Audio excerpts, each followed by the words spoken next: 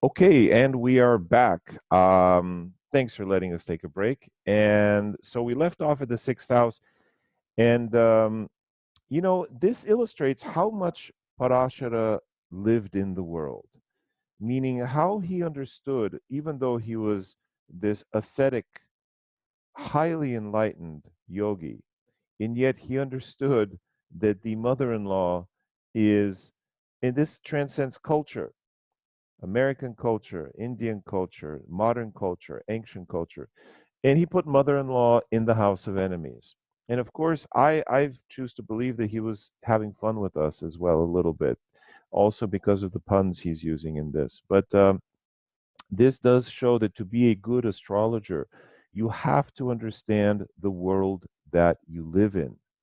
You can't be separated from the world and give people good advice. It just doesn't work because, as the great story about Adi Shankaracharya says, that he debated this guru, Mimamsa guru, I believe, and converted him. But that guy had a wife, and the wife came and said, "Hey, how can you take my husband? You're taking my livelihood away.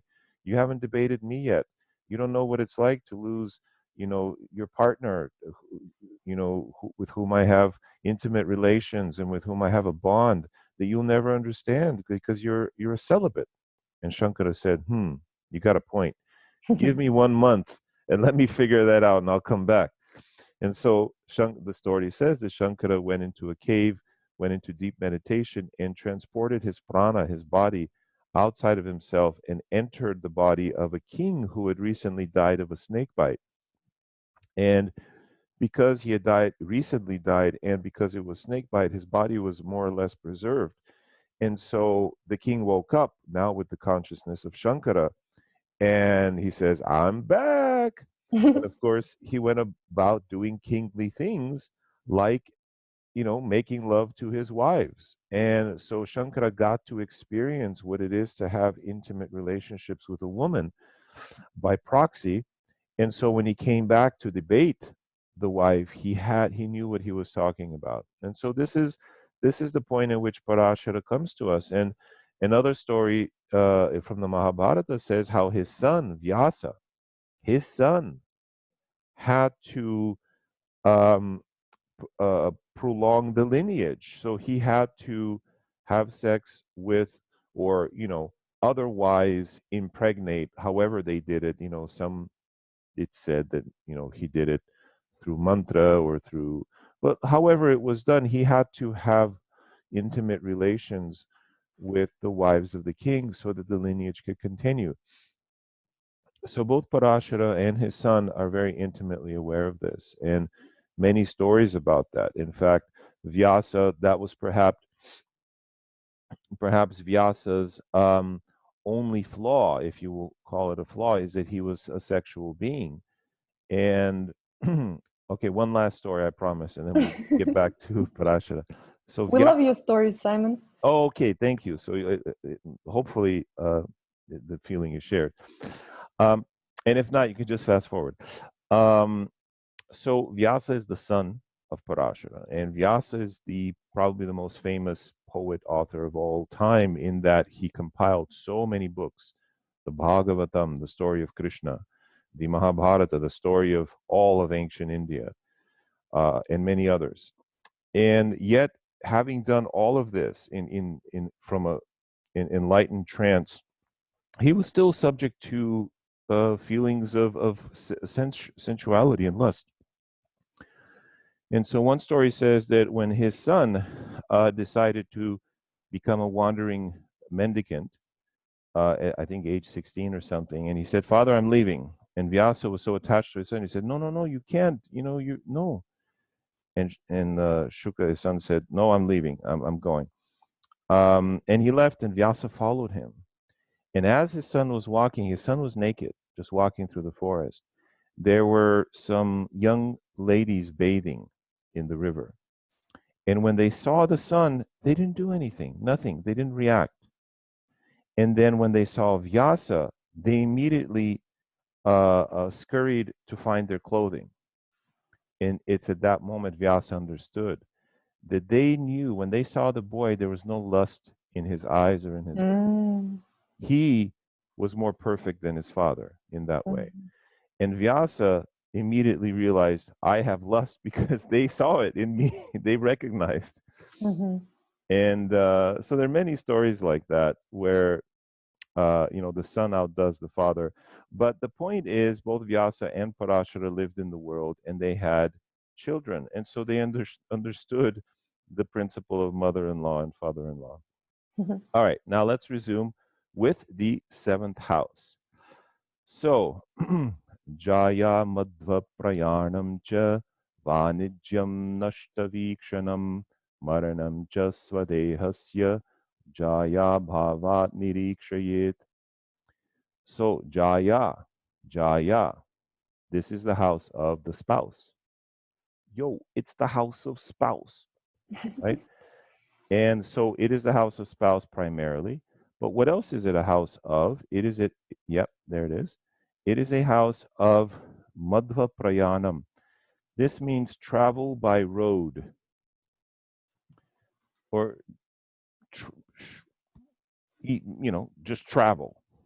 But in the Mhm. old days, there was travel by not road, by, walking among the hills through the forest. This is kind of a Madhva Prayanam. It's it's a little bit difficult to understand the word Madhva, but it is travel because prayana means travel. He's used it before um, in the third house, but here it's madhva prayanam. So it could have the meaning of travel for a specific reason, travel within travel. Um, uh, Sometimes the seventh house is used for wandering journeys that have no kind of aim, but the seventh house is a secondary house of travel. And here, specifically, Parashara says travel by roadways. Then Vanijyam. Now, this is a very important word because many people, many clients would come and say, should I be doing business uh, or employment? Meaning, should I be an entrepreneur and run my own business, or should I be employed? The seventh house is the primary house of self employment. Now, why is that? Because it's the house of the other. Jaya is the spouse, is the significant other. But if you have a strong seventh house, people like you. And if they like you, they'll buy your product, your service. If they don't like you, I don't care if you have the cure for cancer, you're not going to get that many clients because people just don't trust you. They won't like you. They won't want to buy from you. So Vanityam literally means business, doing trade, but working for yourself. And another note on travel, Prayanam, why is the seventh house a house of travel? Think about it. It is 180 degrees from the ascendant, the Mhm. first house. So it's literally going as far away as you can. That's why the 10th house is the house of work and the fourth house is the house of home. Work is away from home Mhm. and like that. Um, and when you have planets that are opposite to each other, the ruler of the ninth house opposite the ruler of the first house, you may live far away from your father, that kind of thing. Mhm. So the seventh always represents things that are far away, directly away from you. So Vanijyam. So how do we know if your chart is well set up for business? Well, there are several criteria. I have other videos in which I discuss this in more detail. I'll give you three uh, qualifiers here as taught by Hart Defoe to me in the intermediate and advanced Jyotish courses that he used to offer. One is you have to have a decent lagna, decent first house, meaning the strength and the ability to follow through with what you say you're going to follow through. Your ascendant is your ability to stick to something to get it done. Mhm. Um, then a strong seventh house. What makes a strong seventh house? seventh house that has exalted planet in it, parivartana, which is mutual reception, parivartana yoga, or a house that is otherwise its ruler, etc. I'm not going to list all the possibilities. And three, the seventh should be stronger than the 10th. Because now, if the 10th also has an exalted planet or has parivartana, its ruler strong, then there will be employment, corporate work will be more likely than self-employment. So these are three criteria. A fourth criteria is, you could say, the independent planets, which are Mars, Sun, Moon, influence the Kendras. That's for independent business. And the dependent planets do not. So the dependent planets are Saturn, Rahu, Ketu. But wait, Rahu, Ketu are rebels. They're rebels, but they're outsiders. And what do outsiders work at? They work at wage jobs. They'll so Rahu, Ketu are dependent. They're not reliable, but they're not the ones who are there leading the charge. Don't argue with me on this. Venus, because she's lazy, or just happy with the status quo. I don't like my job. Oh yeah? Well, why don't you leave? Yeah, but they give me free coffee. Get it? That's the case for Venus. Saturn, I don't like my job. Why don't you leave? I'm afraid. Where else would I go? I don't know. I don't know what to do. Rahu Ketu, I don't like my job. Why don't you leave? I'm leaving tomorrow. So they anyway, okay, Rahu Ketu Venus, and then Jupiter and Mercury are in between. So these are some criteria for Vanijyam, for having your own business. So let's move forward. Then Nashta Vikshanam. Nashta means destroyed, Vikshana means sight. And so this probably means bad eyesight. But the way it's interpreted in this book is something vanishing away from the person. So it could mean theft. And when you do a horary chart, a chart for the moment, like where is my wallet, if the seventh house is strongly involved, it could mean someone has taken it. Because the seventh house is the thief. Seventh house or the seventh lord. So it says things, how do they translate it? Something vanishing away from sight of the person. Let's see here. I can't open this.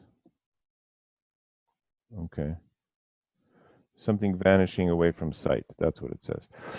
But nashta vikshanam, so it could mean poor eyesight, or it could mean losing things probably to thievery. And finally, sva dehasya maranam, the death of your own body. The death of the body. So again, Parashara is saying that the second and the seventh houses are madakas, killer houses. And he, throughout the whole text, he sticks with this, that these are dangerous places. If you are already at an age where, you could have poor, you're at a certain age, or you're already in poor health, and you run a period of the second and seventh house, this could be death dealing. Okay? So was it sva dehasya? Sva dehasya maranam. You could just say maranam. Just maranam. Maranam is death. That's it. The word marma comes from the mr, which means death. Marana, marayati, means to inflict death, to kill. So a marman which is a point on the body, a sensitive point that is now used for healing by doctors, is originally from martial arts, a point where you can inflict pain, severe pain or death to someone. Mm-hmm. And it comes from mrit. Okay. So, all right, let's go to the eighth house.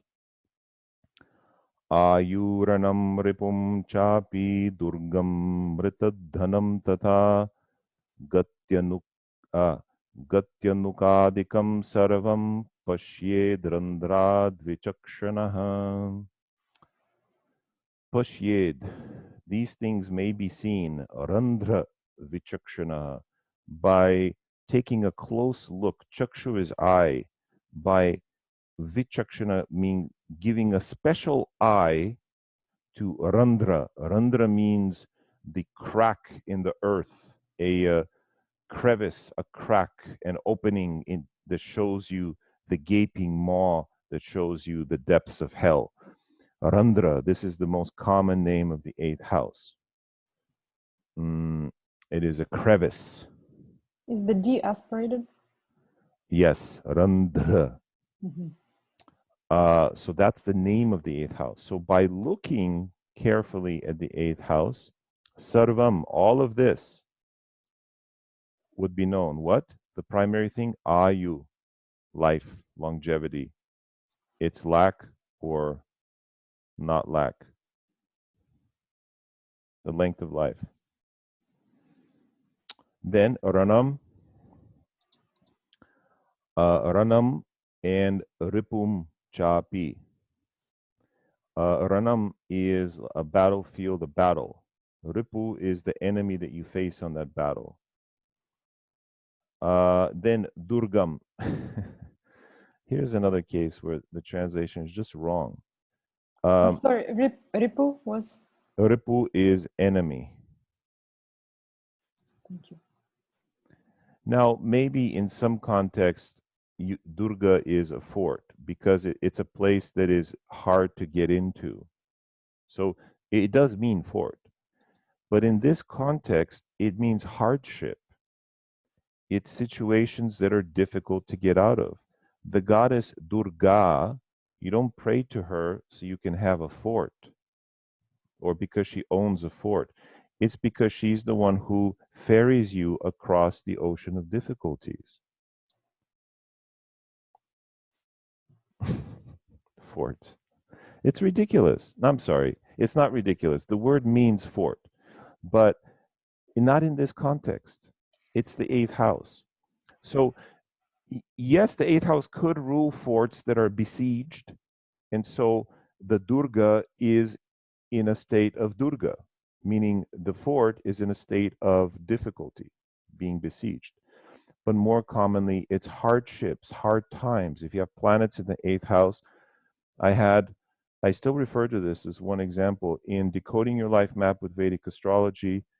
In that free video, which you can see on YouTube now, there's a participant who had 4 planets in the eighth house, and he was the happiest person in the world. And I said, "What do you do for a living?" And he said, "I'm an AIDS counselor." So he was around suffering all the time. But so it doesn't mean even necessarily that you will suffer, but you will be exposed to it, to great hardship. Mm. Okay. Then Mrita Dhanam Tata, the wealth, the money of the dead, the wealth of the dead. That's correct here. Then Gati Anukadikam. I had to look this up. Anukadika, Anuka. It basically means knowledge. Gati is that which is past. Satgataha. He's gone. He's passed away. Like we say in English, the person has passed away. Mm-hmm. The knowing the things from that are dead. So eighth house has to do with dead civilizations, ancient Egypt, ancient Rome, or things that have long been buried. So oral tradition, things that have, that you can't learn at university necessarily, things that have that are secret, that have passed into not knowing. So gati and anukadikam. Anuk um gati anuk. Actually, this says anuka. This says anukta, and I believe it's anukta. Actually, hold on. Let me check with another text here. Maranam. No, it says anuka adikam. So anukta means that which has not been uttered, that which has not been written yet. So implying the future. But basically, it's knowledge of past and future, occult knowledge. And sarvam. So all of this may be known by keeping an eye on the eighth house. All right. And movement or traveling, gati, right? That means to move. So the travel of the soul in the past and future lives. So interesting. Okay, so the ninth house. By the way, the eighth house is also, along with the fifth, the house of Jyotisha. And together, they're also houses of sexuality. And so there is this thing that, you know,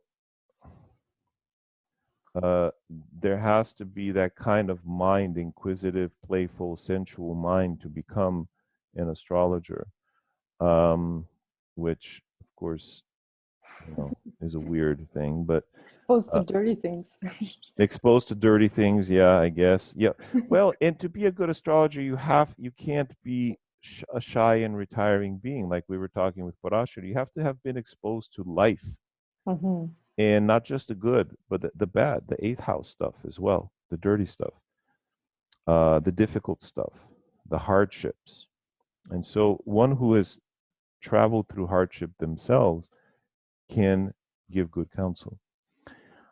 All right, ninth house, bhagyam, shyalam cha dharman cha, भ्रातृपत्यादिकांस्तथा तीर्थयात्रादिकं sarvam dharmasthanad nirikshayet.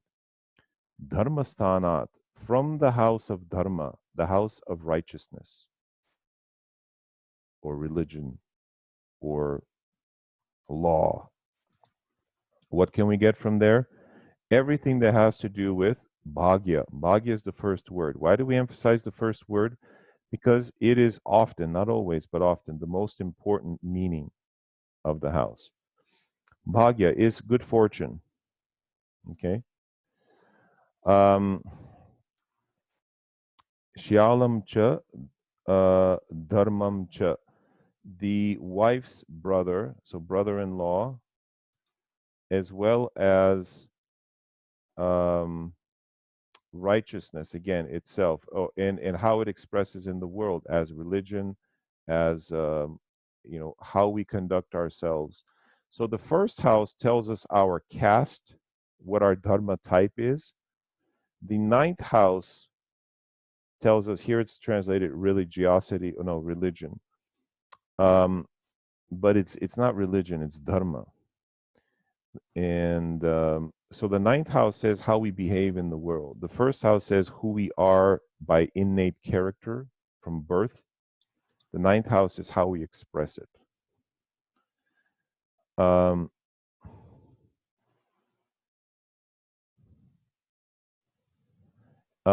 Bratri Patnyadikan Stata. Bratri, and again he says a wife of the brother and so forth.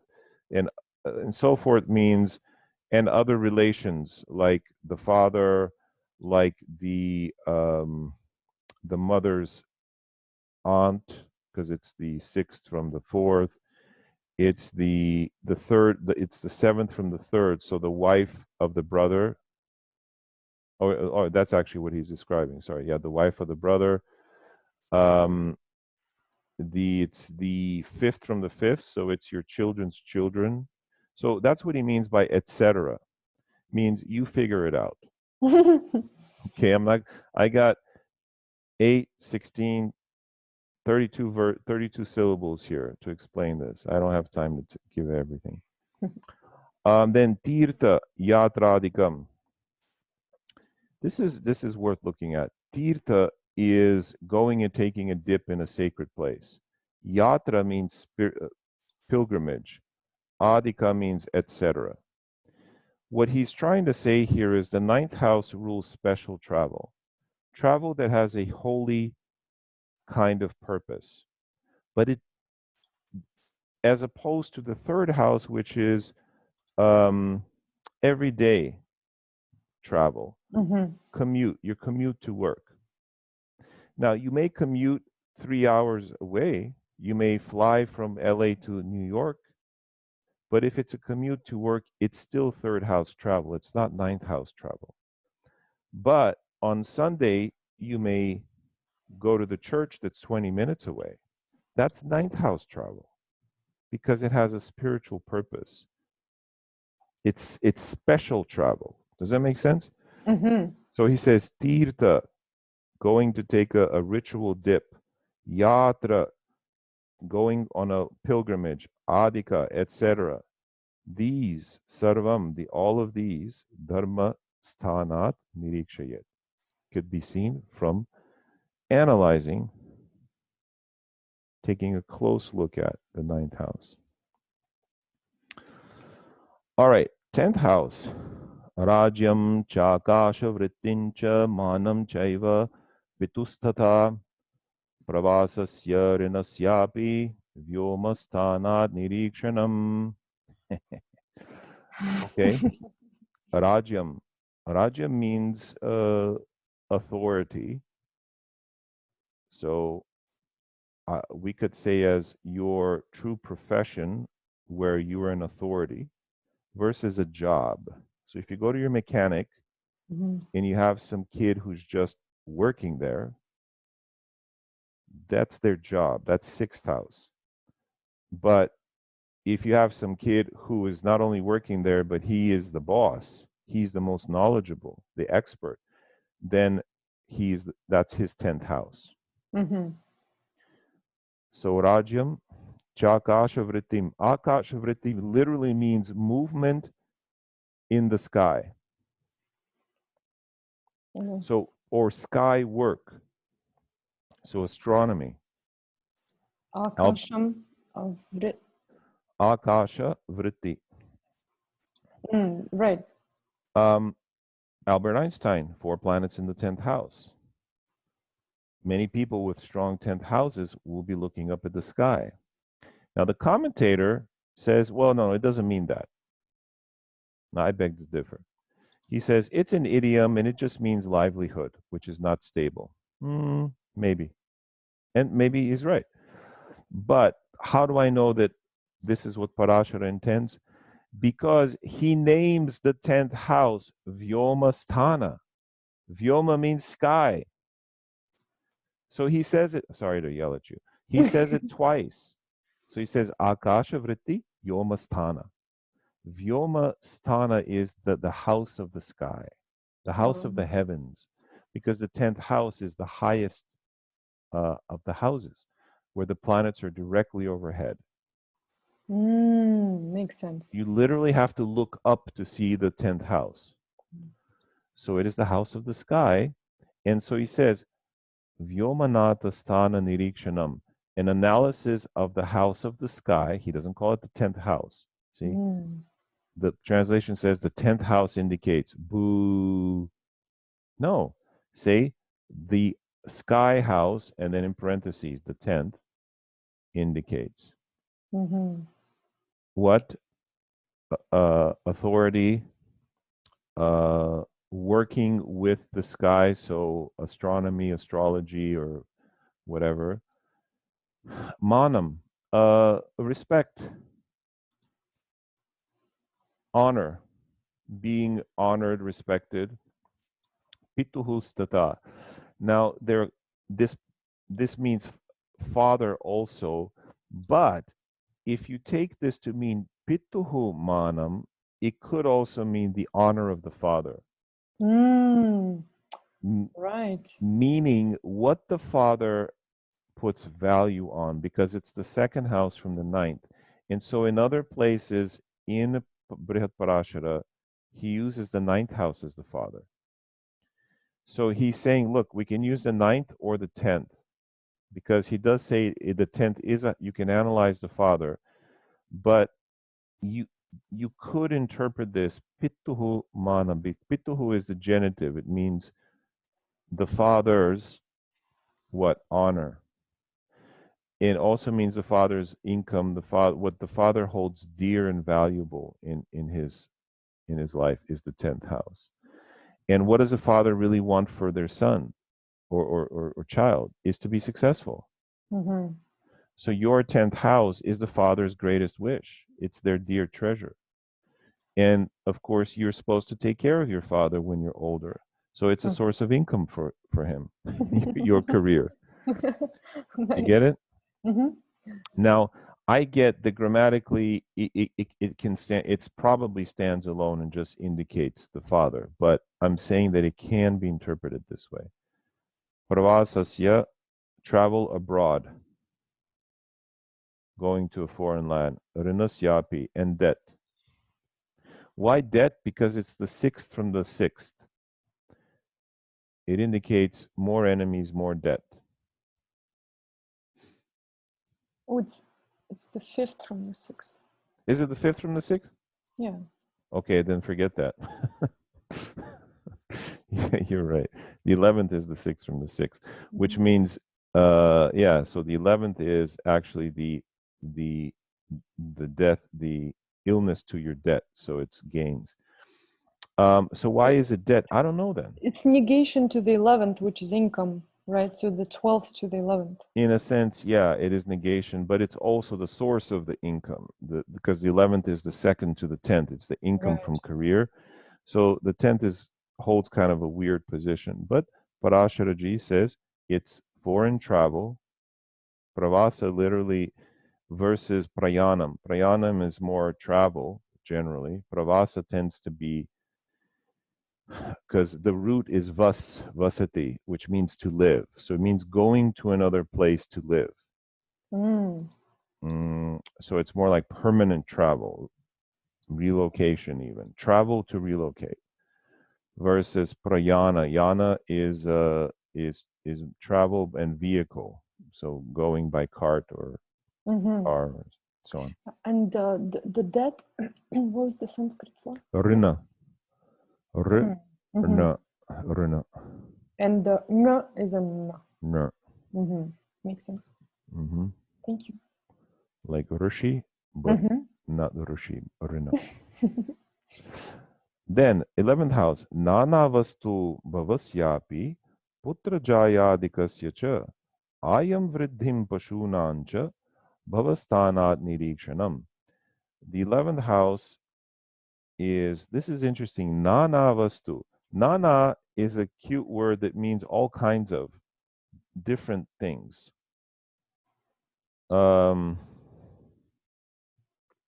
By the way, let me just go back to the 10th real quick. The second to the ninth is also the father's pride, what you're proud of. And what is a father most proud of when their child attains fame and notoriety and career? And I think pravasa you can also take as a kind of business travel when you travel for work. I just wanted to mention that. Anyway, so the 11th house is the house of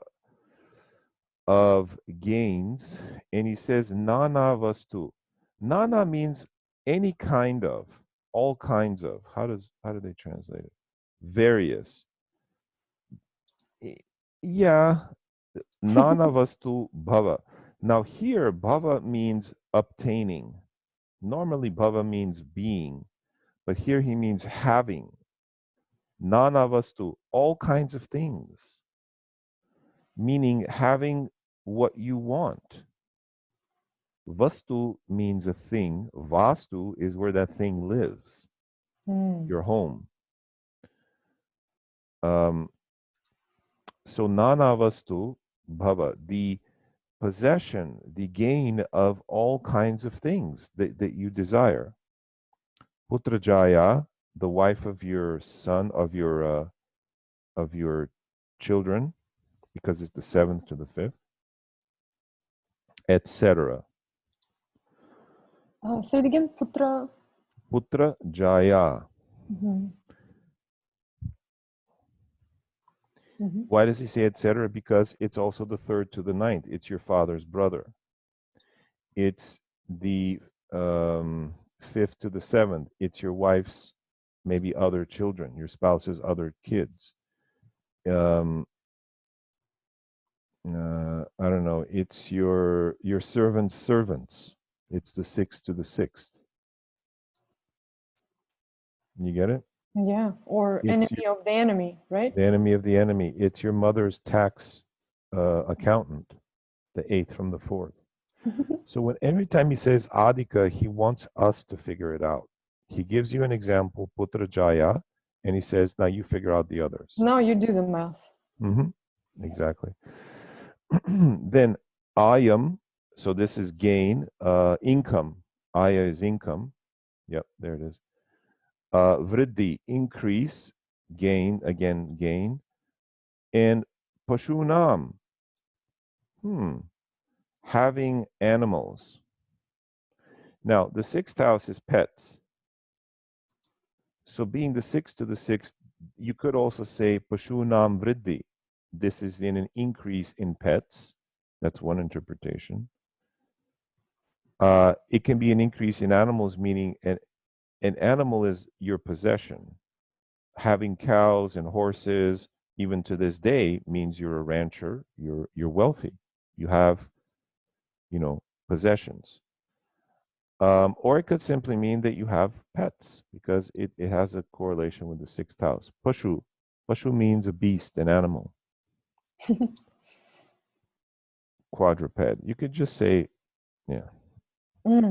You're not checking my work here. Oh, I'm not checking your work. I'm so Hopefully sorry. I'm good. Let's see. Where are we? Yeah, we're all the way here. Having any kinds of gains. Yeah. Vastu, nana vastu, any kinds of things. All the things you want. The stereo system, the iPhone, the the reclining chair, the 65-inch TV, whatever. Nana vastu. There's all kinds of stuff. Why? Because the 11th is a kama house. It's a house of kama, pleasure. 3rd, the 7th, and the 11th. It's the highest of the kama houses. Putrajaya, yep. Increase in possessions. Aya and vriddhi. No, aya is income. Sorry. Okay. Aya is income, and vriddhi is just generally gains, but it can be interpreted as pashunam vriddhi, gains of animals. So, which are also possessions. Yeah, or many pets. If you have a very active 11th house, maybe you have many pets.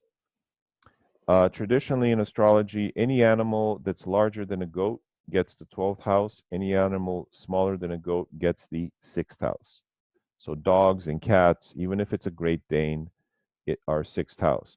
But if you have a horse or an elephant, it's 12th house. All right, so 12th house. Vyayancha vairivrittanta ripuh mantyadikam tata vyaya chaiva hi jnanat gyatavyam iti sarvatra dhimata. Okay. Vyaya. Vyaya is waste, expenditure, expense. Vairivrittanta. Vairivritti. Vairivritta is the knowledge, knowledge about the enemy.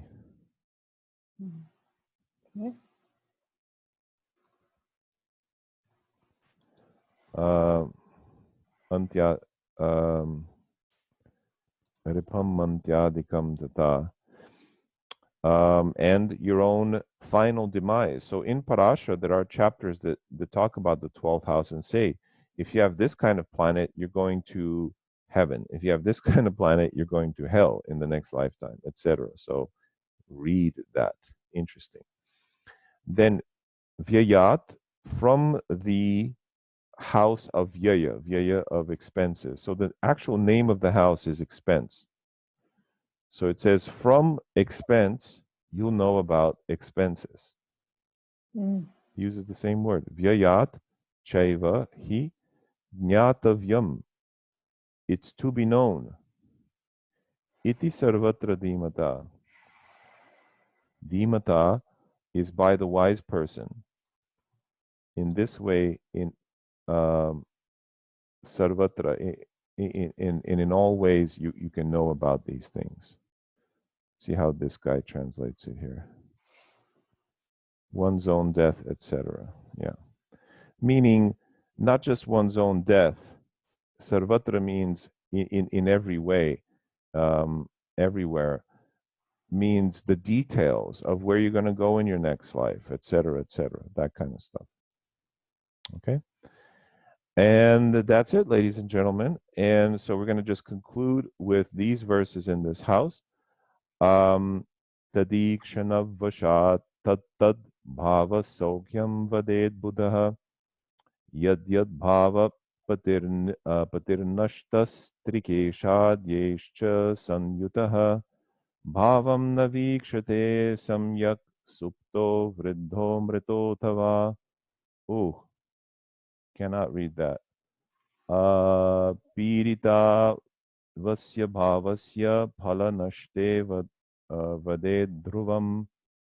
That's a little bit bad. This is probably worse. But we get, yeah, pirito vasya bhavasya phalam nashtam vaded dhruvam. So, tat tat bhava saukyam vaded buddha. The wise person should predict the happiness, the wealth, the prosperity of the house when what? Yad yat bhavapati, the lord of the house.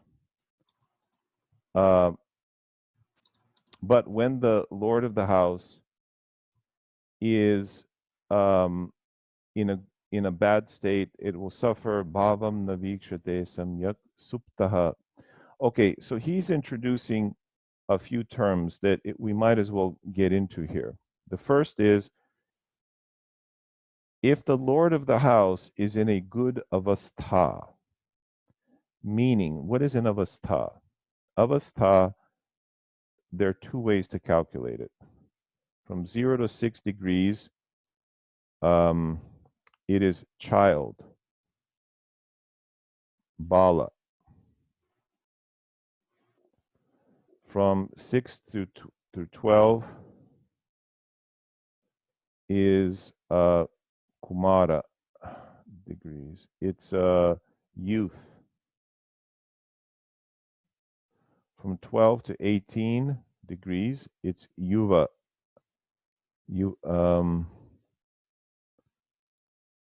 Which is full adult. Then 18 to 24, it's vriddha, old. And then 24 to 30, it's mrita.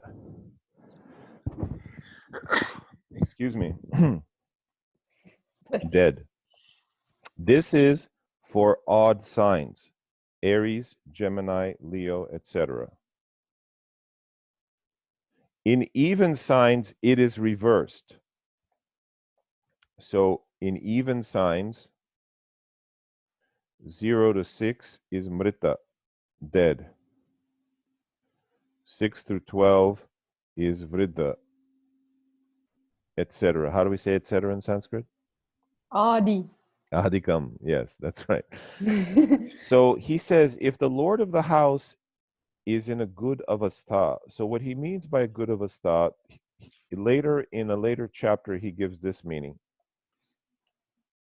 Bala avastha gives 1/4 strength. Kumara gives 1/2 strength. Adult is full strength. Vriddha is, I believe, like 1/8, and Mrita is 0.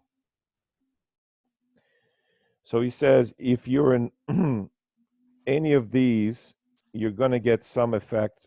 The house is going to have strength. But if you're in Vriddha or Mrita, which is the worst, your house that planet that rules the house it rules will not have strength. Okay, that's one measure of avastha. There is another measure of avastha that says when a planet, and this is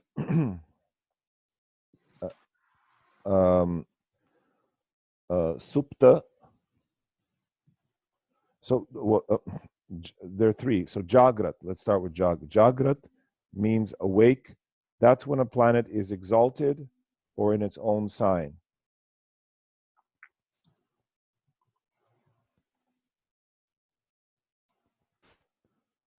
Okay. Mm-hmm. Swapna means it's asleep. It's when it's in a friend or neutral sign.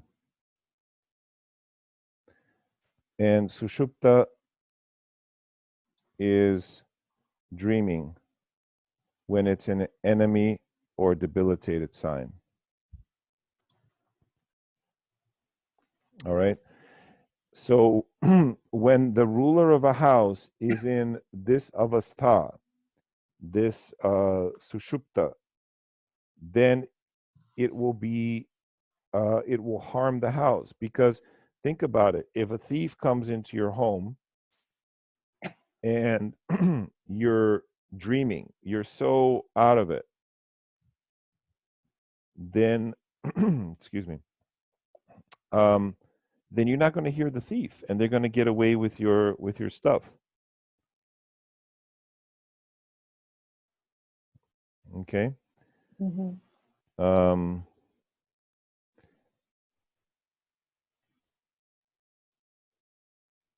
And I think I may have. I'm thinking about this because I think swapna is dreaming, but the basically this I think I may have mixed these up, and I apologize.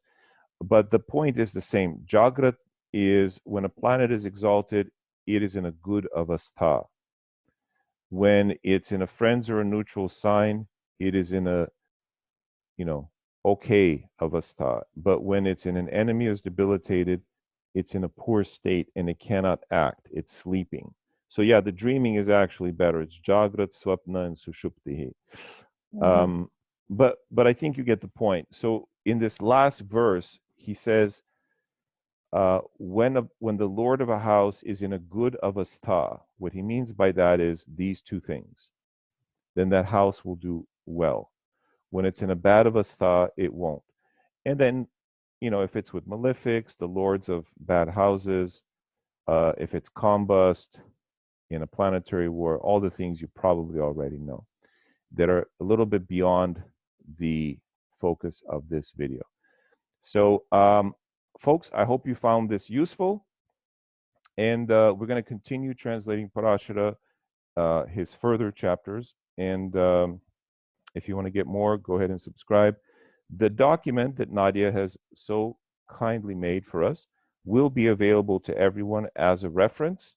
I think we will charge something for it, but these videos are free for you. So to get the full document, all of this filled out that we're going to do over the course of a couple weeks, you can simply email me at the email below, and or you can see in the description how you can get a copy. All right, everyone, take care. We will see you next time. Goodbye.